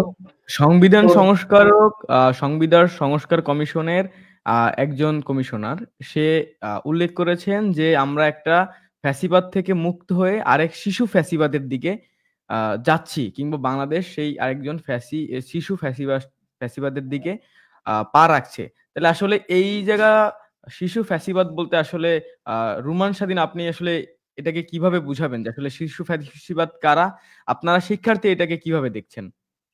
জি সাকিব, শিশু ফ্যাসিবাদ বলতে আমি যেটা মনে করি, শিশু ফ্যাসিবাদ বলতে আমি মনে করি সরকারি প্রতিষ্ঠান কিংবা অডিটরি রুম টাকা ছাড়া ব্যবহার করা যায়, যেরকম শিল্পকলা একাডেমি বলেন, সমাজ কল্যাণ পুলিশ কমিশনারের কার্যালয় বলেন, কিংবা এই যে আপনার সংস্কারের নামে দল গঠন করা বলেন, কিংবা মনে করেন যদি যে কোনো দলের নেতাকর্মীরা যদি যে কোনো একটা দাবি নিয়ে কথা বলে, তাদের বিরুদ্ধে একটা লিগ্যালি একটা বক্তব্য মারে, একটা অ্যাকশন কথা বলে, যেটা হেয়পূর্ণ করে কথা বলে, এটা একটা ফ্যাসিজমের একটা মানে উৎস মনে করি, যা বিগত দিনে শেখ হাসিনা সরকারও যেরকম ব্যবহার করেছিলেন। তো একই ভাবে কথা বলছেন এই বর্তমান যারা সমন্বয়করা আছে, তারা ওই একই ভাবে কথা বলেছেন। একই প্রশ্নে একটু মায়ের কাছে আমরা আসি, যে সংবিধান সংস্কার কমিশনারের একজন কমিশনার, সে স্পষ্টভাবে বলেছেন যে আমরা এক ফ্যাসিবাদের হাত থেকে মুক্ত হয়ে আর এক শিশু ফ্যাসিবাদের দিকে যাচ্ছি। এখন শিশু ফ্যাসিবাদ বলতে রুমান স্বাধীন যেভাবে বুঝাচ্ছেন যে আসলে যারা এই নেতৃত্ব দিয়ে আসলে যারা এখন দেশ পরিচালনা করছেন, কিংবা যারা আসলে নেতৃত্ব দিচ্ছেন, এরাই আসলে একজন সাধারণ ছাত্র হয়েও আর তারা আসলে ফ্যাসিস্ট হয়ে উঠছেন কিনা, কিংবা আসলে ওঠার কোনো সম্ভাবনা আছে কিনা? ইশাত মায়া। আমরা সবসময় বৈষম্যের বিরুদ্ধে কাজ করি। আমরা কখনো এমন কোনো কাজের দিকে আগাই না বা আগানোর চিন্তা ভাবনাও করি না যার বিরুদ্ধে আমরা কাজ করেছি সেই কাজটা আমাদের দ্বারা হোক। এখন আমাদের মধ্যে যদি কেউ এরকম কিছু করে থাকে, আমরা পদক্ষেপ নিব। আমি এখন পর্যন্ত আমাদের বরিশালের দিকে যদি তাকাই, আমাদের কমিটিতে যারা আওতাভুক্ত আছেন, এখন অব্দি আমরা তাদের কারো মধ্যে এরকম কিছু দেখতে পাচ্ছি না। আমরা ফ্যাসিস্ট সরকারকে তাড়িয়েছি নিজেরা ফ্যাসিবাদী করবো এই জন্য, এটা তো না। আমরা দেশকে নতুন একটা রূপ দিতে চাচ্ছি, নতুন ভাবে মানুষ, দেশের জনগণ নতুন ভাবে বাংলাদেশকে দেখবে। এখন তো আমরা সেই আগের নীতিমালায় যদি আমরা যাই, আগের ফ্যাসিবাদে যদি আমরা চলে যাই, তাহলে আসলে দেশটা আমরা নতুন করে স্বাধীন করে আমাদের লাভটা কি হলো? আমরা নতুন বাংলাদেশের স্বপ্ন দেখি, আমরা কখনোই চিন্তা ভাবনা আনি না যে আমরা কোনো এরকম ফ্যাসিবাদ সরকারের যে কীর্তিকলাপগুলো ছিল ওইদিকে আমরা আগাবো। আচ্ছা, আরেকটু আমরা শেষের দিকেই, আমাদের আলোচনা সভা আমাদের প্রায় শেষ হয়ে পর্যায়ে। আরেকটু যদি আমি বলি যে আদিবাসী প্রশ্নটা নিয়ে আমি বলেছিলাম যে মায়া, আদিবাসী প্রশ্নে আপনাদের মতামত কি? আদিবাসীরা বলছে যে তাদের যে সার্বভৌমত্ব, তাদের যে ভাষা, তাদের যে সংস্কৃতি, সকল কিছু বজায় রেখে তারা বাংলাদেশের মধ্যে থাকতে চায়, এবং বাংলাদেশই তাদের দেশ। এবং তারা, আমরা যদি জানি বা ইতিহাস থেকে আমরা যদি জানি যে এই আদিবাসীরা বাংলাদেশে অনেক আগে থেকেই বসবাস করছেন, এবং একটা নানান পর্যায়ে, এবং কি দেখবেন যে কিছু কিছু জায়গায় এই আদিবাসী এবং আদি বাসিন্দা এই দুই শব্দকে ভাগ করে আদিবাসীদের উপর নিপীড়ন নির্যাতন চালায়।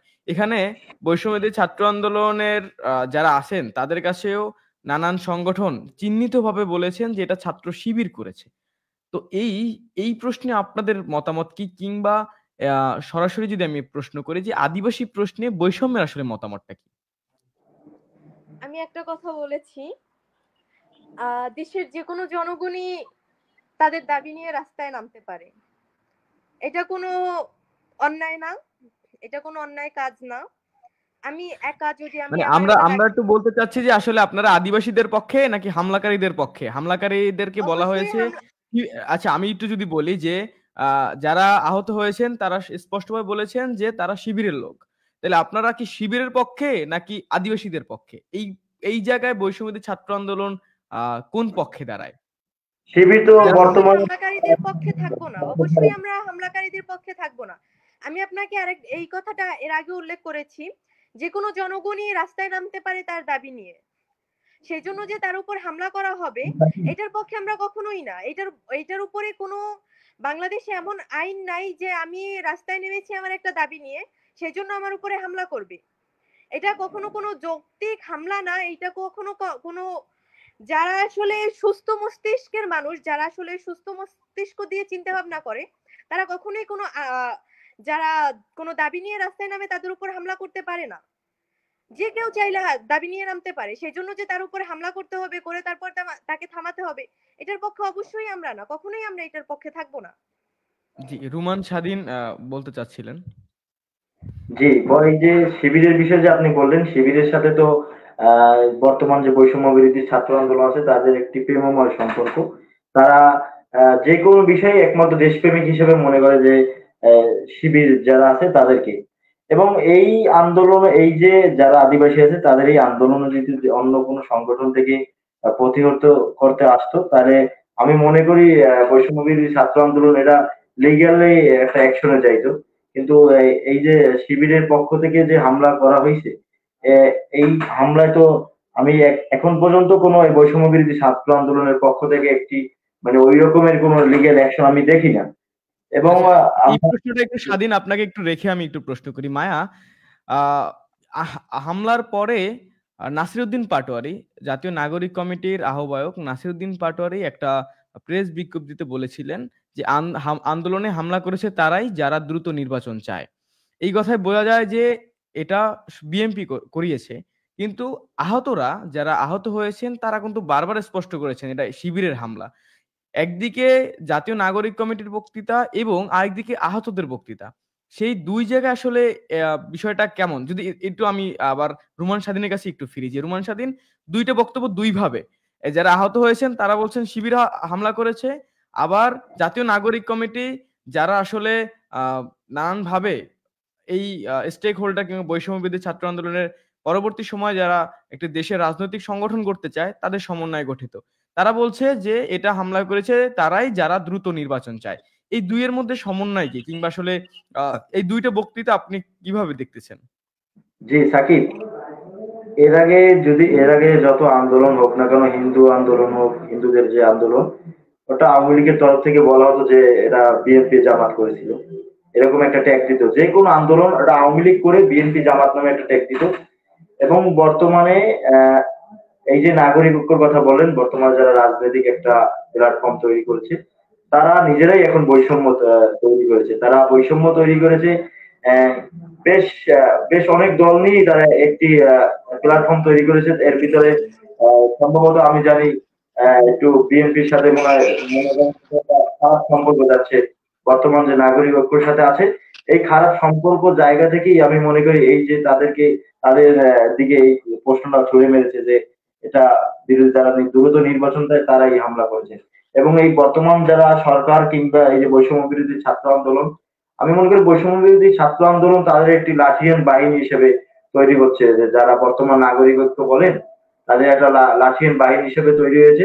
এবং তাদের এখন আওয়ামী লীগের যে বড় প্রধান শত্রু হচ্ছে বিএনপি। কারণ বিএনপি একটা বৃহত্তর দল। তারা মনে করে এখন যদি নির্বাচন দেয় যে বিএনপি যে কোনো পন্থায় হোক না কেন সুষ্ঠু নির্বাচন বলেন আহ এসে যাবে, যে কোনো বিষয় হোক তা সুষ্ঠু নির্বাচন দ্বারা এসে আচ্ছা, যাবে। এবং মায়ার কাছে আমরা একটু যাই। মায়া, একই প্রশ্ন আপনার কাছে যে জাতীয় নাগরিক কমিটির আহ্বায়ক উনি বলেছেন হামলা তারাই করেছে যারা দ্রুত নির্বাচন চায়। আবার আহতরা এবং ঢাকা বিশ্ববিদ্যালয়ের ওই সময় যারা উপস্থিত ছিলেন সেই সকল ছাত্রছাত্রীরা শিক্ষার্থীরা বলছেন এটা সরাসরি শিবিরের চিহ্নিত লোকের হামলা। এবং আমরা দেখেছি চট্টগ্রাম যে জাতীয় নাগরিক কমিটির যে আহ্বায়ক, যে দায়িত্বে আছেন আরকি, জাতীয় নাগরিক কমিটির যে কমিটি লিস্টের যে ১ নাম্বার সদস্য, ওই সদস্যর ফেসবুক পেইজে সেখানে সভাপতি পার্বত্য চট্টগ্রাম ছাত্র পরিষদ। সুতরাং এই সকল বিষয়ে জাতীয় নাগরিক কমিটি বলছে একই কথা, আবার আহতরা যারা সরাসরি আহত হয়েছেন তারা বলছেন একই কথা। অন্য কথা আরকি। তো এই ২ কথার আ মানে আপনি কিভাবে বিবেচনা করবেন যে আসলে কারা হামলা করেছে এবং আপনাদের পক্ষ থেকে বিএনপির দিকে একেবারে সরাসরি আঙুল তোলা, সেই ২ টা জায়গা একটু পরিষ্কার করবেন। এখন আমরা এটা দেশের বর্তমান যে পরিস্থিতি, আমরা ফ্যাসিবাদ সরকার তাড়িয়েছি নতুন একটা বাংলাদেশের জন্য, কিন্তু এইখানে একদল চাচ্ছে দ্রুত নির্বাচন। যেমন তাদের মনে হচ্ছে নির্বাচনের জন্যই মনে হয় যে আমরা ফ্যাসিবাদ সরকার তাড়িয়েছি। এখন তাদের কথায় আমি না আসি, যদি আমি এখন জামাত শিবিরের কথায় যাই, আহতরা বলতেছে জামাত শিবির, নাগরিক কমিটি বলেছে একটা দলের কথা। এখন আমাদের এই বিষয়টা নিয়ে তদন্ত হচ্ছে,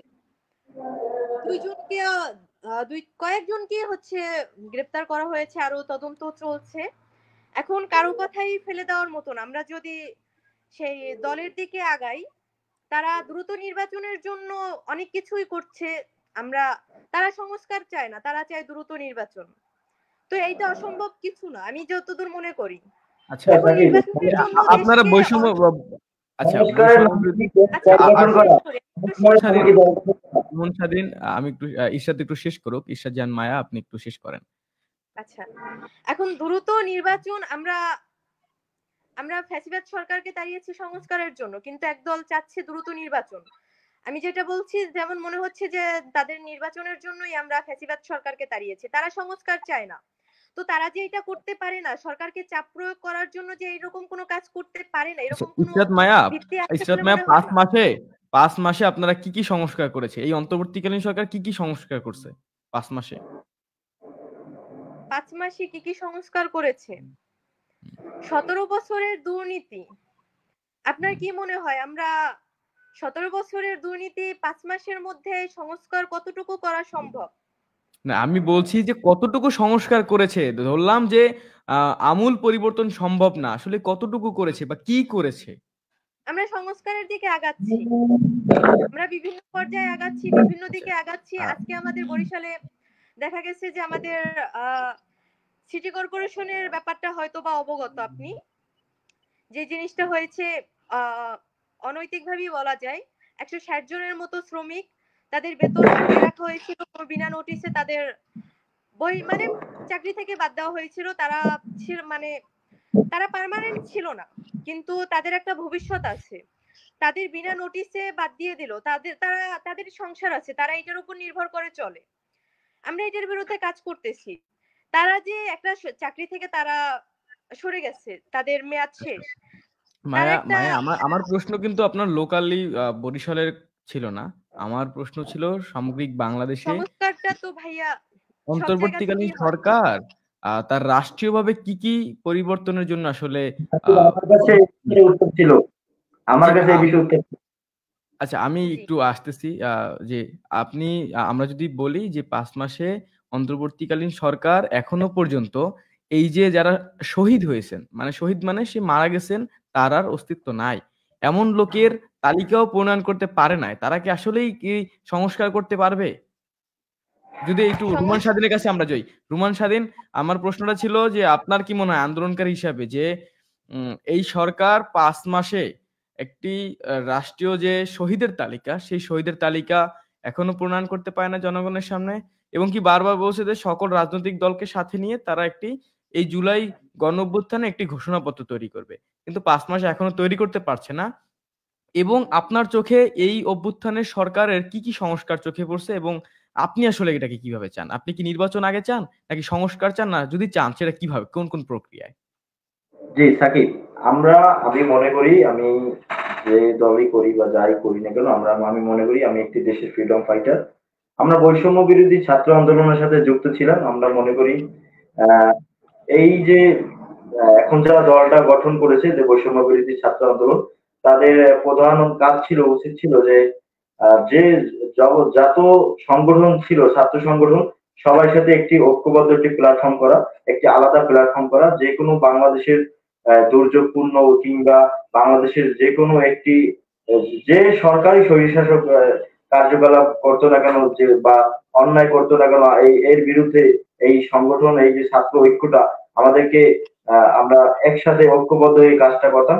এইরকম একটি ঐক্য করা প্রধান এক মুখ্যম কাজ ছিল, উচিত ছিল যে এই বৈষম্য বিরোধী ছাত্র আন্দোলনের। কিন্তু তারা সরকার এই যে সংস্কারের নামে তারা এই বিগত 5 মাসে আমাদের যা চোখে পড়েছে, তারা দল গঠন করেছে। এই দল গঠন করার কারণে তারা এই শহীদের ভাইদের লিস্টটা দিতে জনগণের কাছে ব্যর্থ হয়েছে। রুমান স্বাধীন, তারা তারা এখনো দল গঠন করে নাই, তারা এখনো কোনো ধরনের দলের ঘোষণা তারা দেয় নাই।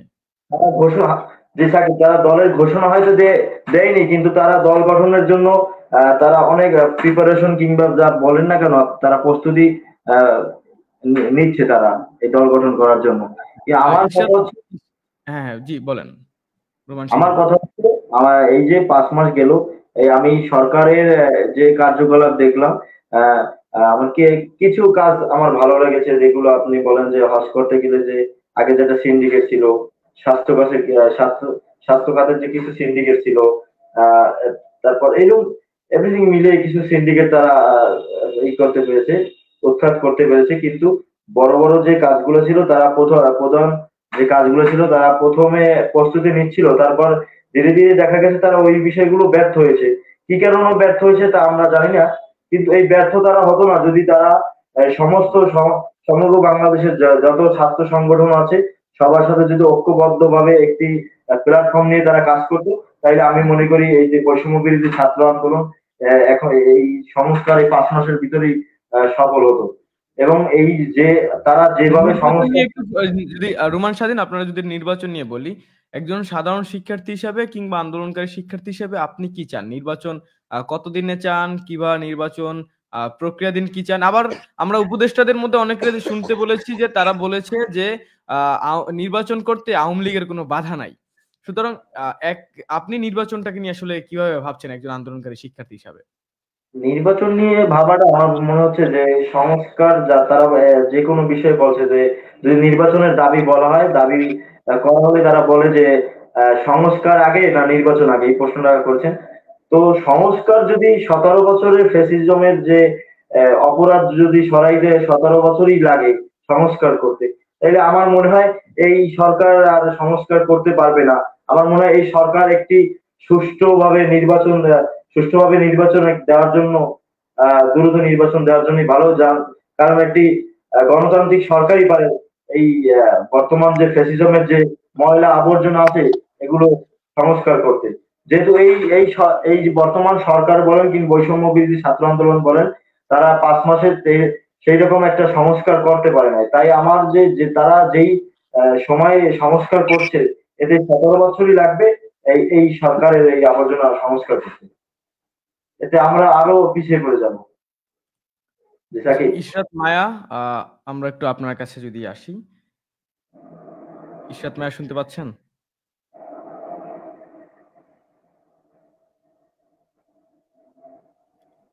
ইশরাত মায়া,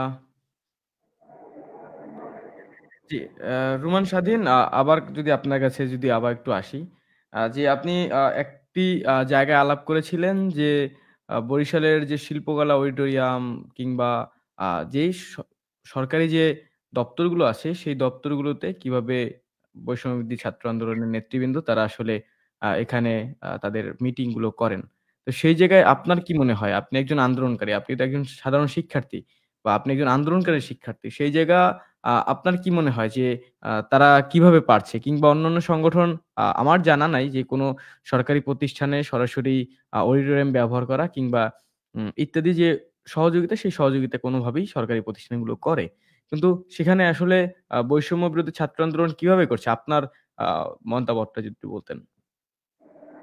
জি সাকিব, এই বিষয়টা আমারও একই প্রশ্ন। আপনি দেখেন না কেন, যে কোনো ছাত্র সংগঠন যদি চায় জেলা শিল্পকলা একাডেমি বা সমাজ কল্যাণ যে পুলিশ কমিশন দেয়, এই যে এইরকম যে অডিটরি রুম যদি ইউজ করতে চায়, তারা ওই সংগঠনগুলোকে দেবে না। কিন্তু যদি মনে করেন বৈষম্য বিরোধী ছাত্র আন্দোলন যদি চায়, ওই যে প্রতিষ্ঠানের যারা পরিচালক বলেন কিংবা দায়িত্বপ্রাপ্ত আছে, তারা দিয়ে দেবে। এর কারণটা হচ্ছে এই যে বর্তমান যে সরকার বা প্রশাসন বলেন, তারা বৈষম্য বিরোধী ছাত্র আন্দোলনের ছত্রছায়ায় চলছে। এটা আমার আমার ভাষ্যমতে আমি এটাই বোঝাতে চাচ্ছি যে এই বৈষম্য বিরোধী ছাত্রদের এই ছাত্র আন্দোলন এই বর্তমান যে প্রশাসন কিংবা সরকারকে বলেন তাদেরই এই একটি অংশ, এবং এই সরকার যাই করুক না কেন এই বৈষম্য বিরোধী ছাত্র আন্দোলনের একটি দায় নিতেই হবে। আচ্ছা, ঈশাত মায়া, আমরা যদি আবার একটু আপনার কাছে আসি যে রুমান স্বাধীন যেভাবে বললেন যে সরকারি দপ্তরগুলোতে চাইলেই কোনো ধরনের যারা যদি আমি বলি যে আওয়ামী লীগের শাসনামলে ছাত্র দল, বিএনপি কিংবা অন্যান্য যে জামাত, ইসলামী ছাত্র আন্দোলন, ইসলামী আন্দোলন কিংবা বাংলাদেশের যেসব রাজনৈতিক দলগুলো ছিল কিংবা যারাই চাপ সৃষ্টিকারী সামাজিক সংগঠন বলেন, যাই বলেন, তারা আসলে যে সরকারি দপ্তরগুলোতে কোনোভাবেই তাদের পারমিশন দিত না। যেমন যদি বলি পুলিশ কমিশনার অফিস, সমাজসেবা অধিদপ্তরের অফিস, এইগুলো আসলে ব্যবহার করার কোনো ধরনের পারমিশন কখনোই তারা পায় নাই, আমার জানা নাই। কিন্তু বৈষম্যবিরোধী ছাত্র আন্দোলন কিভাবে সকল কিছু আপনি একটা তথ্য অনুযায়ী জেলা শিল্পকলা একাডেমি, জেলা ওই যে পুলিশ কমিশনারের কার্যালয়, সমাজসেবা অধিদপ্তর, এইসব দপ্তরগুলোতে যে আপনাদের ভার্চুয়াল মিটিং মানে সরাসরি যে মিটিং গুলো অনুষ্ঠিত করছেন, সেগুলোর জন্য আসলে আপনাদের কি কোনো ভাড়া দিতে হয় নাকি সেটা আপনাদেরকে তারা ফ্রি দেয়? প্রথম কথা, শিল্পকলায় আমাদের কোনো কর্মসূচি এখন পর্যন্ত আমরা করি নাই, মিটিং যেটার কথা বলছেন। তারপরে হচ্ছে মিটিং পুলিশ না কমিশনার। মিটিং না করলেও শিল্পকলা একাডেমিতে ১০ জন সমন্বয়ক এসেছেন, শারজিস আলম এসেছেন, কিংবা আরো নেতৃবৃন্দদের যেই সব আয়োজন হয়েছে বৈষম্যবিরোধী ছাত্র আন্দোলনের নামে, তাদেরকে কি কোনো ধরনের ভাড়া দিতে হয়েছে নাকি সেটা ফ্রিতেই পাওয়া গিয়েছে? ফ্রিতে অবশ্যই না, শিল্পকলাতে আমরা ফ্রিতে কোনো প্রোগ্রাম এখন পর্যন্ত করি নাই। আর জেলা প্রশাসকের কথাটা আসছে কই থেকে জানি না। আমি জেলা প্রশাসকের কাছে আমরা যে কয়বারই গিয়েছি আমাদের যে কোনো সমস্যা নিয়ে গিয়েছি, বিভাগীয় কমিশনার যিনি আছেন তার কাছে আমরা সমস্যা নিয়ে যাওয়া ছাড়া কিভাবে কি করা যায়, সংস্কার কোনটা কি করা যায়, এইগুলা ইনফরমেশন নিয়ে তার কাছে গিয়েছি। সে কাজ সেভাবে আমাদের সাহায্য করেছে। এছাড়া তার সাথে আমাদের সেভাবে কোনো গিয়ে যে আড্ডা দিতে আচ্ছা, গেলাম তাহলে বা মিটিং করতে গেলাম এইরকম এগুলা যে বলতেছে সে আসলে বৈষম্য বিরোধী ছাত্র আন্দোলনকে প্রশ্নবিদ্ধ করার চেষ্টা করতেছে, তাদের দিকে হচ্ছে আঙুল তুলতেছে বিনা কারণে, হয়তোবা তার কোনো স্বার্থে লাগতেছে, মানে স্বার্থ হাসিলে বৈষম্য বিরোধী ছাত্র আন্দোলন বাধা দিচ্ছে, স্বার্থ আঘাতের কারণে সে এগুলো বানোয়াট কিছু কথা ছড়াচ্ছে, আচ্ছা, এর তো বাইরে কিছু না। আর এর মানে বলতে চাচ্ছেন রুমান স্বাধীনের যে আমাদের তথ্য দিয়েছে সেই তথ্য আসলে ভুল? এখানে একটা তথ্য ঠিক আছে, সমাজসেবা অফিসে আমরা অনুমতি নিয়ে তার যে আমাদের কোনো, আমরা বৈষম্য বিরোধী ছাত্র আন্দোলন, আমরা আমরা যদি আমাদের সংগঠনের দিকে তাকাই, আমরা নিজের একটা ফান্ড আমাদের নিজেদের পকেট থেকে মাসে দেখা যায় যে সদস্যরা কিছু টাকা ১০০ বা ৫০, আমরা যারা দায়িত্বপ্রাপ্ত আছি ১০০ ২০০ এরকম করে আমরা একটা ফান্ড করে তারপর হচ্ছে কি আমরা টুকটাক কাজ করি। তো এখন আমরা কাজ করতেছি, আমাদের কোনো ফান্ডের ব্যবস্থা নাই। সমাজসেবা অফিসে তাদের আমরা জানিয়েছি যদি আমাদের সহযোগিতা তারা করে আমাদের উপকার হবে। তো এখন তারা যদি আমাদের সহযোগিতা করে, আমরা এমন না আমাদের অন্যান্য দলের মতো আমাদের বস্তা ভর্তি ফান্ড আছে আমরা সেগুলো দিয়ে কাজ করছি। এখন বিভিন্ন জায়গায় সাহায্য নিয়ে আমরা অনেক কিছুই করছি। আমরা দেশের সংস্কার করতে চাচ্ছি, দেখা যায় সমাজসেবা দেশের জন্য কাজ করে, নাগরিকের জন্য কাজ করে, সমাজসেবা করে, তিনি দেশের জন্য সমাজসেবার একটা অন্যরকম ভূমিকা আছে। তারা সমাজসেবা একটা আমাদের, সরাসরি সরকারি দপ্তর। হ্যাঁ সমাজসেবা সরকারি দপ্তর। সেখানে ধরেন যদি এখন প্রথম থেকে অভ্যুত্থানের পরবর্তী সময় আমি একটু যদি বলি যে অভ্যুত্থানের পরবর্তী সময়ে যদি এখন আপনারা আপনাদের একটা বললেন যে আপনাদের ফান্ড নাই কিংবা নানান কারণে আপনারা সমাজসেবা অধিদপ্তরের ব্যবহার করার অনুমতি পেয়েছেন। সেই জায়গাটা যদি আজকে ছাত্র দল বলে যে আমি আজকে প্রোগ্রাম করতে চাই কিংবা ছাত্র শিবির যদি বলে কিংবা আপনাকেই যদি বলে যে আ আ ইরশাদ মায়া আপনি এখানে প্রোগ্রাম করেছিলেন, আপনি একটু আমাদেরকে এটা ব্যবস্থা করে দেন। আমরা যাতে বিনা মানে টাকায় সেটা ব্যবহার করতে পারি। এমন অনুমতি কি পাওয়া যাবে?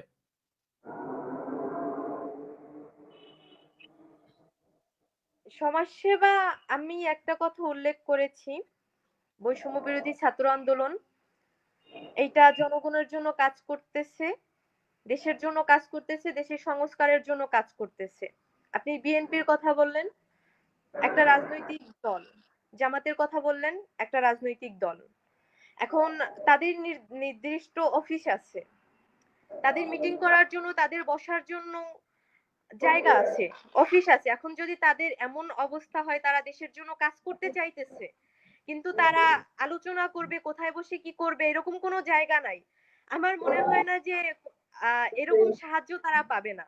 তাদের আচ্ছা। জায়গা যেহেতু আছে, তাদের বসার জায়গা আছে, তাদের চলার জায়গা আছে, তাদের ফান্ড আছে, তাদের নির্দিষ্ট অফিস আছে, তাহলে তাদের অন্য কারো হেল্প নেওয়া লাগবে এরকমটা আমার মনে হয় না।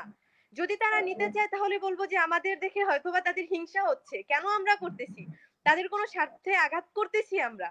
তারা যদি এরকম প্রশ্ন আমাদের দিকে ছুড়ে, কেন আমরা পাচ্ছি তারা পাচ্ছে না, তাহলে তাদের স্বার্থে লাগতেছে।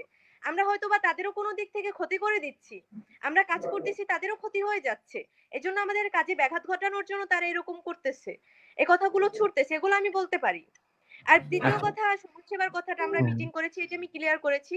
জেলা প্রশাসক এবং হচ্ছে আরেকটা কোন জায়গা যেন বললেন, শিল্পকলা, এই দুইটা এরকম কোনো কার্যক্রমই হয় নাই।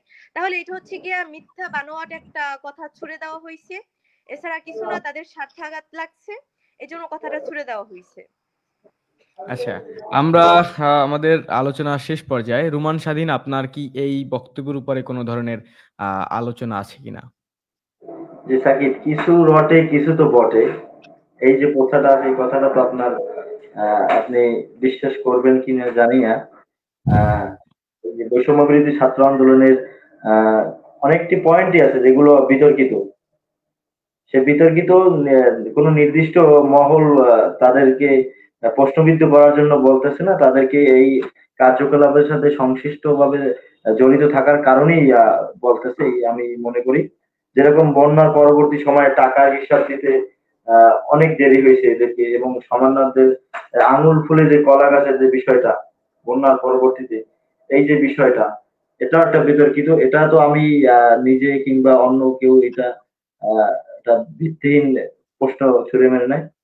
এই যে বিষয়গুলো আসছে, এগুলা কিছু রটে তো কিছু বটে থাকি, আমার এই বিষয়টা এটাই বলা হচ্ছে। আচ্ছা, তাহলে আমাদের আলোচনা প্রায় শেষ পর্যায়ে।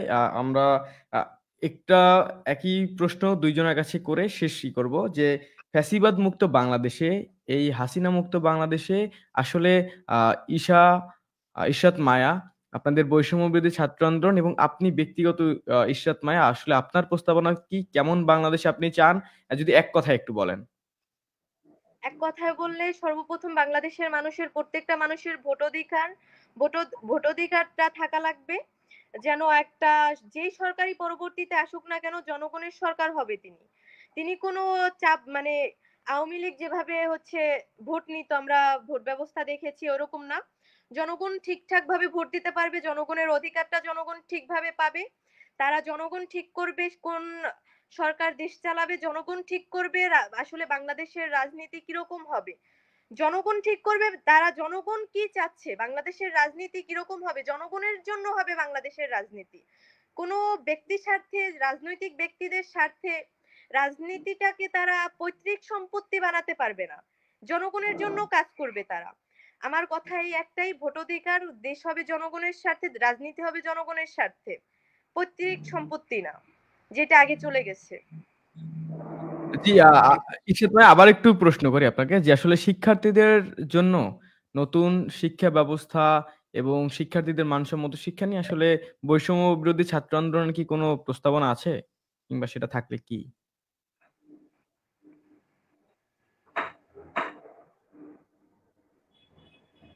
ইশরাত মায়া? আ এই ব্যাপারে আমরা আসলে আমি জি, অবগত না।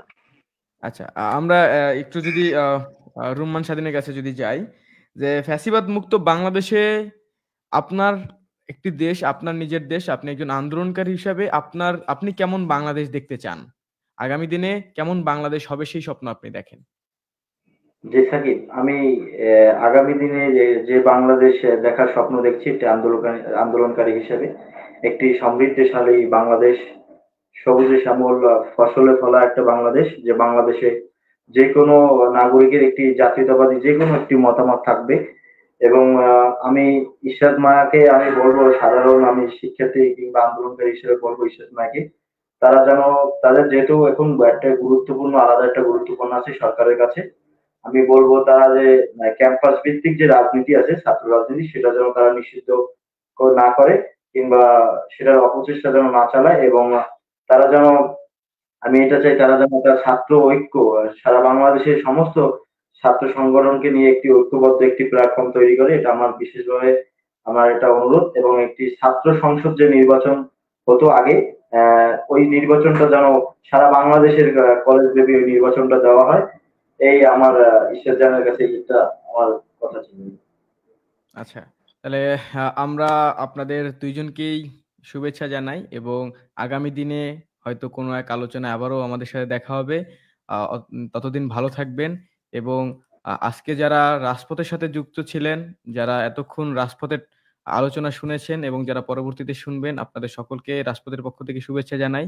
আজকের আলোচকদের দুইজনের মতামত আপনাদের কতটুকু গ্রহণযোগ্য মনে হয়েছে এবং আলোচনা যদি ব্যাঘাত ঘটে থাকে এবং নানান সময়ে আমাদের ডিভাইসের জনিত কারণে আমাদের আলোচনা ব্যাঘাত ঘটেছে, সেজন্য আমরা দুঃখ প্রকাশ করছি এবং আগামী দিনে আমরা আরো সুন্দরভাবে আমাদের আলোচনাগুলো সাজাবো সেই প্রত্যাশা করছি এবং এতক্ষণ যারা যুক্ত ছিলেন এবং পরবর্তী যারা শুনবেন তাদেরকে রাজপথের রাজনীতির ২য় পর্বে আবার শুভেচ্ছা জানিয়ে আজকের মতো আলোচনা শেষ করছি এবং আলোচক ২ জনকে আবারও শুভেচ্ছা জানিয়ে এখানেই শেষ করছি। সকলকে ধন্যবাদ।